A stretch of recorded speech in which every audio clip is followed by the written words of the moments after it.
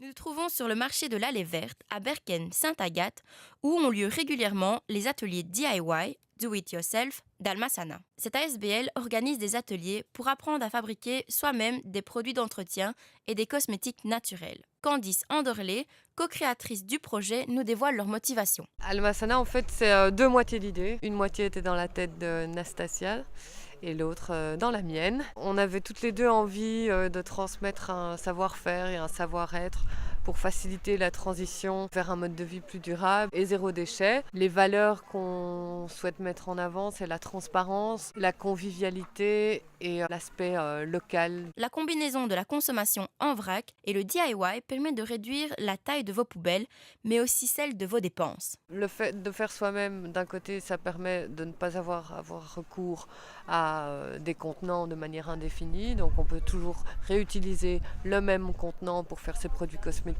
ou d'entretien.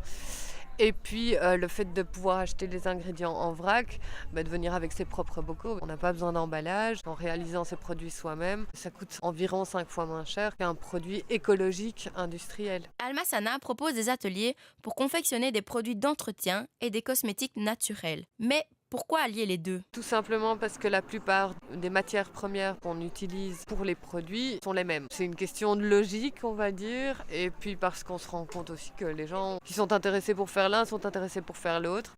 Depuis plus d'un an, Gaëtan confectionne le liquide vaisselle pour sa maman et en est très ravi.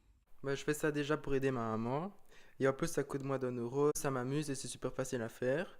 J'utilise que de l'eau, du savon noir, du bicarbonate de soude et quelques gouttes d'huile d'essentiel. Afin de satisfaire un maximum de personnes et de transmettre leur savoir, Almasana se veut mobile et se trouve dans de multiples endroits. Partout en Belgique, surtout à Bruxelles pour le moment. On a commencé dans une maison des jeunes, s'en est suivi un à domicile, dans un lieu partenaire qui se trouve dans les Marolles, chez les Savons de Lina, dans des festivals tels que le Lacemo, la fête de l'environnement de Gansoren. Donc on est mobile en fait. Contrairement aux idées reçues, la création des produits ne demande pas beaucoup de temps. Mais par exemple, les tablettes de vaisselle, c'est tout bête. On mélange 4 poudres, du percarbonate, du bicarbonate, des cristaux de soude et de l'acide citrique.